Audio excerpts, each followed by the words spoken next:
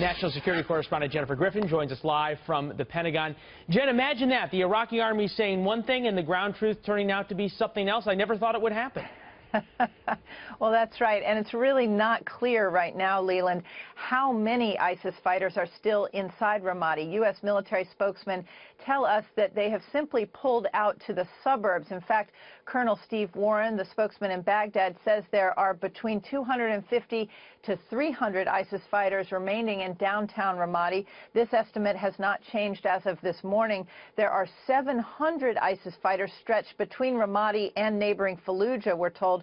That is on the road to Baghdad. The green area shows the area currently controlled by Iraqi forces. ISIS has lost about 40% of its territory in Iraq, according to U.S. officials, but the intelligence community still estimates ISIS remains 30,000 strong throughout large portions of Syria and Iraq, the same number of fighters as a year ago, which just shows how many foreign fighters continue to flood into the region.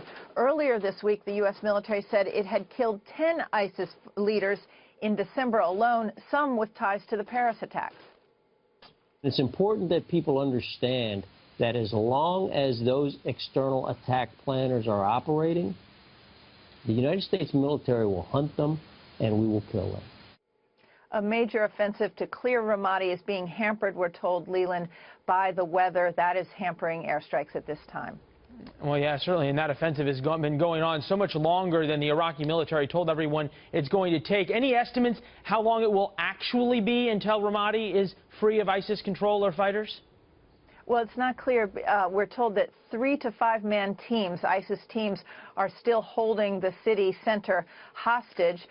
We can report that the USS Harry Truman is now finally on station in the Gulf. That is a significant development. It began strike missions against ISIS just 2 days ago. This ends a 2-month gap in which the U.S. had no aircraft carrier in the Gulf. The Truman, which is shown here, is the aircraft carrier that was just 1,500 yards away from those Iranian unguided rockets fired as she passed through the Strait of Hormuz the day after Christmas.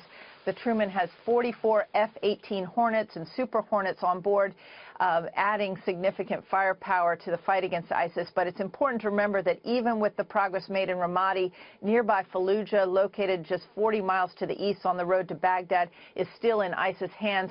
Fallujah, of course, was the first city taken by ISIS in January 2014. Well, Leland? Fallujah under ISIS control and Mosul to the north, Iraq's second biggest city. The Iraqi army clearly has their work cut out for them in 2016. Thanks, Jen.